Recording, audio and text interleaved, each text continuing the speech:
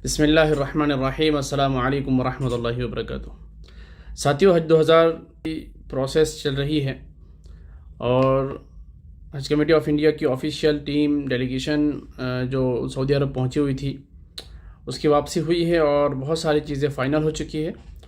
वहाँ के जोन्स कौन से रखने हैं, कहाँ मीना में रखा जाएगा, अरफात में कितनी दूरी पर होंगे और कौन सी कैटेगरी के होंगे, सारी चीज़ें फ़ाइनल हो चुकी है और इंशाअल्लाह हज 2027-26 से भी बेहतर तरह की कोशिश की गई है। और जो सर्विस प्रोवाइडर वहाँ की जो सर्विस कंपनियां हैं, बेहतर जो सर्विस कंपनियां देती है ऐसी सर्विस के साथ ही एग्रीमेंट हुए हैं और भी कुछ चीज़ें इंशाल्लाह आप लोगों के लिए बेहतरी होगी। अल्लाह ताला आसानियाँ पैदा फरमाएँ।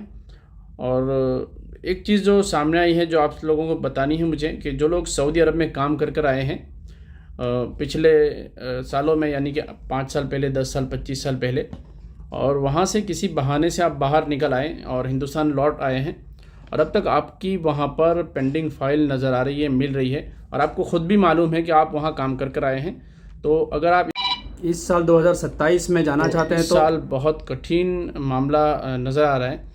ऐसे सभी नामों को जो वहाँ पर पहले काम के सिलसिले में सऊदी पहुँचे हुए थे और उन्होंने वहाँ पर कोई ऐसी मिस्टेक कर दी, कोई गलती कर दी और उसके बाद वो वापस हुए हैं, चाहे टेम्प्रेरी पासपोर्ट पर हुए हों या ख़ुद के पासपोर्ट पर, और अब तक फ़ाइल वहाँ पर क्लोज़ नहीं की है, ख़ुरूज नहीं करवाया है, जिसको अरबी में वहाँ पर कहा जाता है। तो अपने जो कफ़ील है उनसे रब्ता कर लीजिएगा या फिर आपके एजेंट वगैरह से रब्ता कर लीजिएगा और फ़ाइल को क्लोज़ कराने की और वहाँ से ख़ुरूज कराने की कोशिश करिएगा, ठीक है। अगर आप यहाँ पर अप्लाई कर चुके हैं, हज कमेटी में आपका नंबर आ चुका है और पैसे भर चुके हैं, और जब आप सऊदी पहुँचेंगे और सऊदी पर उतरते ही आपको अरेस्ट कर लिया जाएगा, आपको वहाँ पर पुलिस अरेस्ट करेगी और उसके बाद फिर आपके ऊपर कानूनी कार्यवाही की जाएगी।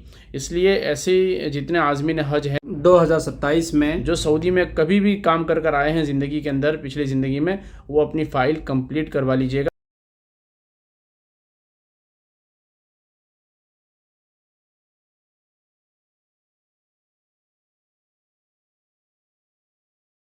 और आपने करवा ली है तो उसके सारे कागजात अपने पास तैयार रखिएगा। हज 2025 और 24 और 23 ये तीनों सालों में बड़े मामले सामने आए थे, जिनको देखते हुए हज 2027 और कठिन होने जा रहा है। और जो वहाँ के सोर्सेज बता रहे हैं, जितने हमारे साथी की तरफ से जितनी कही गई बात है कि हज उम्रा मंत्रालय जो है वो इस साल बहुत कठिन कदम उठाने जा रही है कि उनके पासपोर्ट पर हज की वीज़ा लगी हुई होगी, फिर भी इनको सऊदी में एंटर नहीं करने दिया जाएगा। यानी एयरपोर्ट पर ही आ सकते हैं, मदीना या जद्दा एयरपोर्ट पर जैसे ही लैंड करेंगे उनको अरेस्ट कर लिया जाएगा और काफ़ी बड़ा जुर्माना भी उनको लगाया जाएगा। इस तरह की बात कही गई है। जी, अस्सलाम वालेकुम।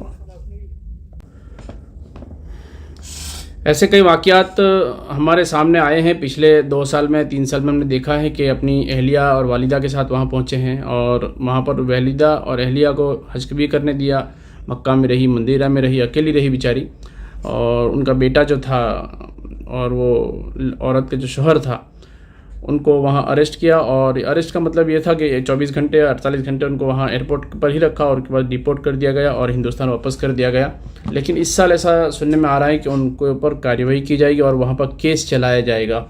तो इसलिए आप चौकन्ना हो जाएं। ऐसे आज़मीन हज, आपने अगर एप्लीकेशन कर दिए हैं, पेमेंट भी भर दिया है, तो सही से अपनी फ़ाइल कंप्लीट करवा लीजिएगा और सारे कागजात तैयार रखिएगा। वहाँ से आपके जो कफ़ील था जिसके थ्रू आप गए थे, जो काम किया है, किसी भी लाइन से आपने वहाँ पर काम किया है सऊदी में, तो आप फ़ाइल कंप्लीट करके अपने पास रखिएगा, सारे डॉक्यूमेंट्स को जमा करके रखिएगा। और अगर इस तरह की बाकी है तो वहाँ से जल्दी से सऊदी चले जाएँ या आपके एजेंट से बात कर लें या आपके कफ़ील का नंबर हो, दोस्त अहबाब से वहाँ से जल्दी से ख़ुरूज करवा के फ़ाइल को कंप्लीट करने की कोशिश करिएगा। कहीं ऐसा ना हो कि लाखों का ख़र्च करें आप और पूरी ज़िंदगी की कमाई के बाद ज़िंदगी में एक मरतबा हज पर जाने का मौका मिले और वहाँ जाकर ये मामला आपके सामने आए तो चारों तरफ फिर गमगीनी होती है और एक मायूसी पैदा हो जाती है कि अल्लाह के घर जा रहे थे हज में और इस तरह रोका जाना, ऐन मौके पर रोकना, ये अच्छी बात नहीं है। इसलिए अपनी तैयारी करें और सारे मामलात को सही करने की कोशिश करिएगा। अस्सलामु अलैकुम वरहमतुल्लाहि वबरकातुहू।